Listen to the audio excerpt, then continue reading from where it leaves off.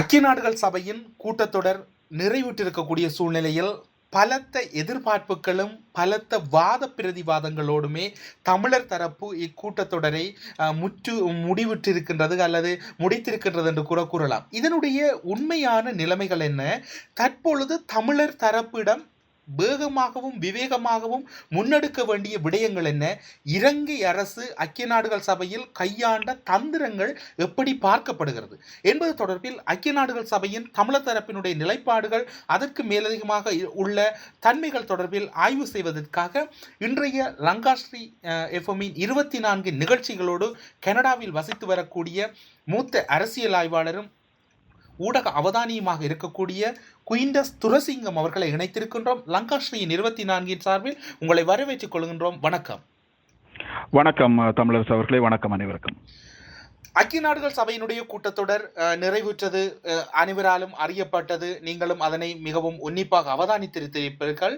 அந்த வகையில் தற்பொழுது நடைபெற்று முடிந்த கூட்டத்தொடர் தமிழர் தரப்புக்கு மிகவும் ஒரு சவாலானதொரு கூட்டத்தொடராக பார்க்கப்படுகின்றது. உங்களுடைய பார்வையில் எப்படி அவதானிக்கின்றீர்கள்? ஐக்கிய நாடுகள் தொடர்பான அனைத்து கூட்டத்தொடர்களும் இந்த வருடம் மட்டுமல்ல, கடந்த சில வருடங்களாகவே மிக உன்னிப்பாக தமிழர் தரப்பால் அவதானித்து வரப்படுகிறது. தமிழர் தரப்பு ஒவ்வொரு தடவையும் மிகப்பெரிய எதிர்பார்ப்போடு இதை அணுகினாலும் கூட கிடைக்கின்ற பெறுபேறுகள், கிடைக்கின்ற பலாபலன்கள் என்று பார்த்தால் அவை பின்தங்கிய வண்ணமே இருக்கின்றன. பின்தள்ளி போடுகின்ற ஒரு சூழ்நிலையே தொடர்ச்சியாக காணக்கூடியதாக இருக்கிறது. 2009 முன்னதான காலப்பகுதி என்று பார்த்தீர்களாக இருந்தால் போரை மிக உக்கிரமாக தொடுத்து இலங்கை அரசு தான் நினைத்ததை சாதித்து அதை தனது ஒரு வெற்றியாக வெளியுலகு காட்டிய போது அங்கே இடம்பெற்ற மிக மோசமான மனித அவலங்களையும் மனித படுகொலைகளையும் சர்வதேசம் தெரிந்தும் தெரியாத வகையில் காய் நகர்த்தி அதை ஒரு முடிவுக்கு கொண்டு வந்திருக்கிறது என்று பார்த்தால் 2009 பின்னதான காலப்பகுதியில் இலங்கை அரசு செய்திருக்கக்கூடிய அந்த மிக மோசமான போர்க்குற்றங்களுக்கு ஒரு பதில் வேண்டும் என்ற வகையில் சர்வதேசம் காய் நகர்த்துவதாக தமிழர் தரப்பு நம்பியிருந்தது. சர்வதேசமும் அதே பாணியில் மிக அழுத்தமாக காய் நகர்த்தி இருந்ததை நாங்கள் அவதானிக்கலாம். அதாவது 2009 பின்னதான காலப்பகுதி, 2010-11 காலப்பகுதிகளை பார்க்கலாம். அது இன்னும் சற்று நெருடலாக நகர்ந்து சென்ற போது இந்தியா உட்பட பல நாடுகள் இலங்கை அரசுக்கு ஆதரவு கொடுக்கின்ற வகையில் நகர்ந்து போன போது சர்வதேசத்தில் இருக்கின்ற தமிழர்களும், அதாவது குறிப்பாக புலம்பெயர்ந்த தமிழர்கள் மிக உக்கிரமாக தங்களது காரசாரமான வாத பிரதிவாதங்களோடு இருந்தாலும் நிறைய அழுத்தங்களோடு நகர்ந்து சென்று சர்வதேசத்தை நோக்கிய அந்த அழுத்தத்தினூடாக சர்வதேசம் சில காய் நகர்த்துகளை மேற்கொண்டிருந்தது. அதிலே முக்கியமான ஒன்றாக பார்க்கக்கூடியது சர்வதேச விசாரணையில் சர்வதேச நீதிபதிகளின் பங்களிப்பு என்ற வகையில் நகர்ந்து சென்றது.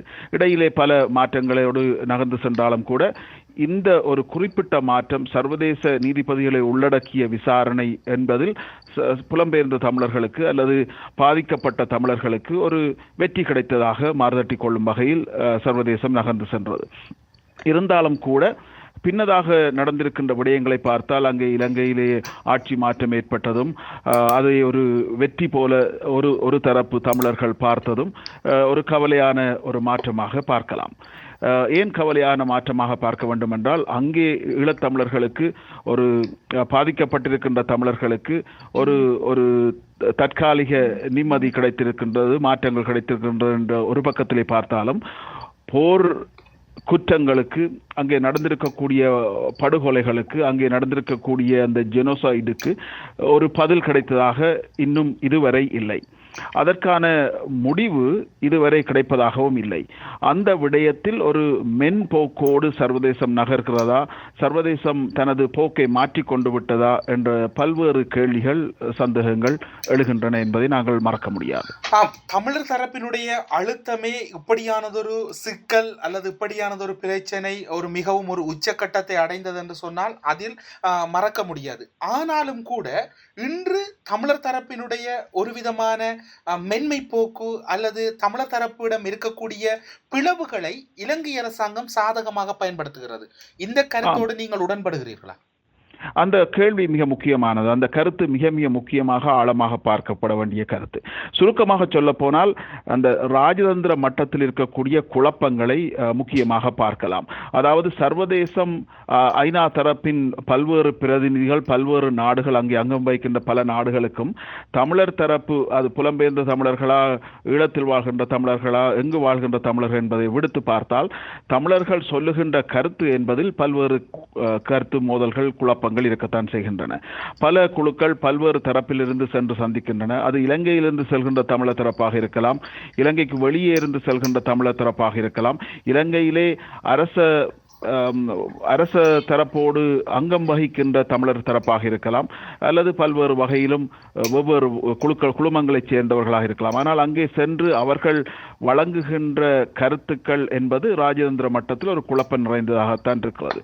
இதற்கு எதிர்மாறாக பார்த்தீர்களாக இருந்தால் இலங்கை அரசை பொறுத்த மட்டில் மிக உச்சக்கட்ட ராஜதந்திரத்தை பேணுபவர்களாக, மிக உச்சக்கட்டத்திலே பல்வேறு திட்டங்களையும் வகுத்து கொண்டு சர்வதேசத்தை எப்படி அணுகினால் அவர்களை தங்கள் கட்டுக்குள் வைத்திருக்க முடியுமோ அந்த வகையில் அதை அணுகுபவர்களாக இருக்கிறார்கள் என்பதை பார்க்கக்கூடியதாக இருக்கிறது. இந்த வருடம் இப்போது நடந்து முடிந்திருக்கின்ற இந்த கூட்டத்தொடரை பார்த்தீர்களாக இருந்தால் கூட மிக உயர்மட்டத்தில் மிக ராஜதந்திர நோக்கோடு மிகச் சரியானவர்களை, பலமாக ராஜதந்திரத்தை பாவிக்கக்கூடியவர்களை தெரிவு செய்து அனுப்பியிருக்கிறார்கள் என்பதை கூட நாங்கள் பார்க்கலாம். இப்போ மங்கள சமரவீர என்ற வெளிநாட்டு அமைச்சர் எல்லோருக்கும் தெரியும், ராஜதந்திரத்தை காய் நகர்த்தல்களில் கட்டிக்காரர் என்பது. ஆனால் அவரோடு சேர்த்து அனுப்பப்பட்டவர்களை பார்த்தால் கூட ஒவ்வொருவரும் வெரி வெல் ஹேண்ட் பிக்ட், மிகச் சரியாக தெரிவு செய்யப்பட்டிருக்கிறார்கள் என்பதை பார்க்கலாம். ஒருவர் மனோ தித்தவல்ல பார்த்தீர்களா இருந்தால் இந்த மாற்றுத் திட்டங்களுக்கான செயலணியின் தலைவராக இருப்பவர், அவர் அங்கே இருக்கின்ற பிரதமர் ரணில் விக்ரமசிங்க அவர்களுடைய பிரத்யேக செயலாளரும் கூட மிக உச்சக்கட்டத்திலே தன்னிச்சையாக செயல்படாமல் குழுவின் கருத்துக்களை ஏற்றுக்கொண்டு மிக ராஜதந்திரத்தோடு பதில் சொல்லக்கூடிய, மிக ராஜதந்திரத்தோடு செயல்படக்கூடிய ஒருவர். ஜெகன் பெரேரா அரசு சார்பற்ற நிறுவனங்களை பிரதிநிதித்துவப்படுத்தியவர். அவர் ஒரு பக்கத்தில் அரசு சார்பற்ற நிறுவனங்களின் பிரதி என்று சொல்லப்பட்டாலும் கூட அரசுக்கு சார்பான ஒருவர் என்பதை நான் சொல்லித்தான் புதிதாக தெரிந்து கொள்ள தேவையில்லை. ஜெயம்பதி விக்ரம ரட்னவ பார்த்தீர்களாக இருந்தால் மிக ராஜதந்திரத்தோடு செயல்படக்கூடிய, மிக உச்சக்கட்டத்திலே சிந்தனை மிக்க ஒருவராக பார்க்கக்கூடியவர். இவர்களோடு ஐநாவின் அங்கே பிரதித்துவப்படுத்துகின்ற ரவீனா காரியசிங்க கூட அப்படியான ஒரு ராஜதந்திரத்தோடு செயல்படக்கூடிய ஒருவர். இவர்கள் எல்லோரும் இலங்கை அரசை பிரதித்துவப்படுத்தி அங்கே இலங்கை அரசிற்கு ஒரு நற்பெயரை தக்க வைப்பதிலே, நற்பெயரை இன்னும் அதிகரிக்கும் வகையிலே செயல்பட்டிருக்கிறார்கள். அது நிதியாக இருந்தாலும் சரி, அங்கே இடம்பெற்றிருக்கக்கூட அநீதி நிறைந்த செயல்பாடுகளை மாற்றுவதாக இருந்தாலும் சரி, அல்லது அடுத்த கட்டம் நோக்கிய நகர்வுகளை உள்ளக செயல்பாடுகளோடு நகர்த்துவதற்கான செயல்பாடுகளை முன்னெடுப்பதாக இருந்தாலும் சரி, இவற்றிலே அவர்கள் வெற்றி பெற்றிருக்கிறார்கள். ஒரு குழுவாக செயல்பட்டிருக்கிறார்கள். இலங்கை அரசின் கருத்துக்களுக்கு உடன்படுபவர்களாக, அந்த கருத்துக்களை அழுத்தி சொல்பவர்களாகத்தான் இருந்திருக்கிறார்கள்.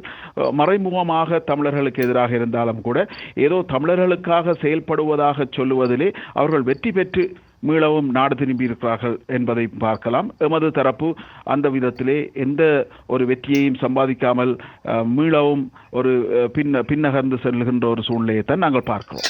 அப்படி என்று சொன்னால் இப்போது இருக்கக்கூடிய சூழ்நிலையில் தமிழர் தரப்பினுடைய தோல்வியாக நீங்கள் இவற்றை பார்க்கிறீர்களா? தோல்வி என்று ஒரு சொல்லிலே அதை அடைக்கிவிட முடியாது. ஏனென்றால் சர்வதேசத்தை பொறுத்த மட்டில் பல நாடுகளின் விடயத்தில் கூட இப்படித்தான் சர்வதேசம் நகர்ந்து செல்கிறது. சர்வதேசம் தனது ராஜதந்திர பூகோள நலன்களை நோக்கி, பொருண்மைய நலன்களை நோக்கித்தான் செயல்படுகிறது. அதனால் தமிழர்களுக்கு இருக்கக்கூடிய பலம் என்பது ஒன்றாக குரல் எழுப்புவது. அதிலே நாங்கள் தோற்று போயிருக்கிறோம் என்று சொல்லலாம். பல குரல்கள் பல்வேறு வகையில் போகும் பொழுது அதை அவர்கள் எவ்வளவு தூரம் ஒன்றாக பார்ப்பார்கள் என்பதிலே ஒரு கேள்விக்குறி இருக்கிறது. தற்போதைய திட்டங்கள் என்ன, எதை நோக்கி நாங்கள் பயணிக்கிறோம், எதை பெறுவதற்கான எமது முயற்சி இருக்கிறது என்பதில் எல்லாம் கூட பல குழப்பங்கள் இருக்கிறது. அதனால் தோல்வி என்பதை விட ஒரு விதத்தில் ஒரு பின்தங்கிய ஒரு தேக்க நிலை என்று சொல்லலாம். இதை இலங்கை அரசு மிக சாதகமாக, மிக உச்சக்கட்ட ராஜதந்திரத்தோடு பாவிப்பதனால் அது கூட எங்களுக்கு ஒரு விழுக்காடாக வந்திருக்கிறது. இலங்கை அரசை பொறுத்தமட்டில் அவர்கள் சர்வதேசத்தை அணுகுவதிலே மிகுந்த ராஜதந்திரத்தோடு ஒரு குரலாக இருக்கிறார்கள். அதற்கு பின்பலமாக அவர்கள் பல்வேறு விடயங்களையும் பாவிக்கிறார்கள். இப்போது பார்த்தீர்களாக இருந்தால் மல்வத்த சிறிய பீடங்களில் இருந்து வந்திருக்கின்ற அறிக்கையை பார்த்தீர்களாக இருந்தால் 21 முக்கிய அம்சங்கள் அடங்கிய ஒரு அறிக்கையை மல்வத்த அஸ்கிரிய பீடம் ஒன்றாக சேர்ந்து வெளியிட்டிருக்கிறார்கள்.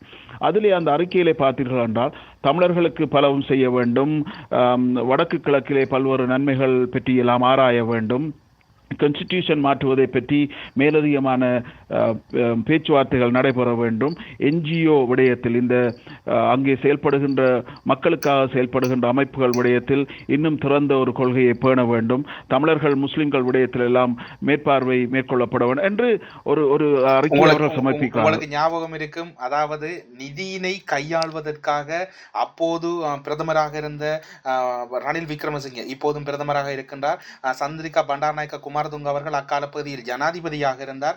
பொது கட்டமைப்பு என்கின்ற ஒரு கட்டமைப்பினை உருவாக்குவதற்கு அனைத்து பூர்வாங்க வேலைகளையுமே பூர்த்தியாக்கிய வேளையில் 5000க்கும் மேற்பட்ட பௌத்த பிக்குகளை 3 பீடங்களினுடைய அழுத்தங்களின் பேரில் கொழும்பு நகரை முகாமிட்டு அந்த பொது கட்டமைப்பினை முடக்கிய வரலாறு கூட இருக்கின்றது அல்லவா? ஆமாம், அது முந்திய அரசு கையாண்ட ஒரு போக்கு. இந்த அரசு முந்தைய அரசு என்று சொன்னால் இன்னும் ஒரு விடயம் இருக்கின்றது. அதாவது முன்னாள் ஜனாதிபதி சந்திரிகா பண்டாரநாயக்க குமாரதுங்க அவர்கள், ரணில் விக்ரமசிங்கே அவர்கள் இருவருமே அன்று ஏதோ ஒரு விதத்தில் அரசியல் பங்கெடுத்தவர்கள். இன்று நல்லாட்சி என்கின்ற அரசுக்குள் இருக்கிறார்கள் இல்லையா? ஆமாம், சரியாக சொன்னீர்கள். அப்போது கூட அவர்கள் எதை விரும்பினார்களோ அதைத்தான் செய்தார்கள். இப்போதும் அவர்கள் எதை விரும்புகிறார்களோ அதைத்தான் செய்கிறார்கள். ஆனால் ரணில் விக்ரமசிங்கே வசம் இருந்த நிதி, பாதுகாப்பு, உள் விவகாரம் 3 அமைச்சுக்களையுமே அன்று ஜனாதிபதியாக இருந்த சந்திரிகா பண்டாரநாயக்க குமாரதுங்க அவர்கள் கையகப்படுத்திய காரணத்தினாலேயே அக்கால பகுதியில் இருந்த ஆட்சி கலைக்கப்பட்டு பொது கட்டமைப்பு சிதைக்கப்பட்டு விடுதலை புலிகளுடைய பேச்சுக்கள் வீதிக்கு வந்தது இல்லையா? ஆமாம், நிச்சயமாக அப்படியான ஒரு காலகட்டம் இருந்தது. அப்போது தமிழர்களின் பலமும் ஒரு பலம் இருந்த காலம். இப்போது தமிழர்களின் பலத்தை உடைப்பதற்கு இலங்கை அரசு பல்வேறு வழிகளையும் பாவிப்பது நாங்கள் அனுகூலமாக பார்க்கிறோம். அதாவது என்பதனை விட உடைத்து விட்டார்கள் என்று கூறினால் பொருள் கூடும் அல்லவா?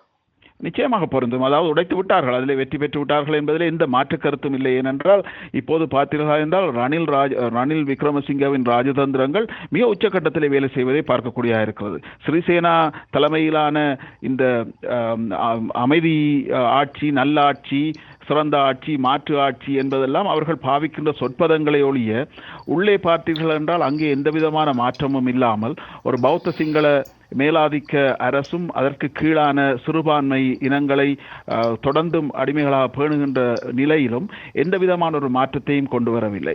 இப்போது பார்த்தீர்கள் என்றால் நாங்கள் பேசிக்கொண்டிருக்கின்ற இந்த தருணத்தில் கூட சசி தரூர், இந்திய அரசின் முன்னாள் வெளிநாட்டு அமைச்சராகவும் இருந்த ஒரு உச்சக்கட்ட ஒரு செயல்பாட்டாளர் சசி தரூரோடு பேச்சுவார்த்தை நடத்திய பொழுது அங்கே உரையாற்றிய சசி தரூர் சீனாவின் வல்லாதிக்கத்தையும் சீனா அங்கே பல்வேறு ஊடுருவல்களை மேற்கொள்வதையும் பற்றி பேசினார்.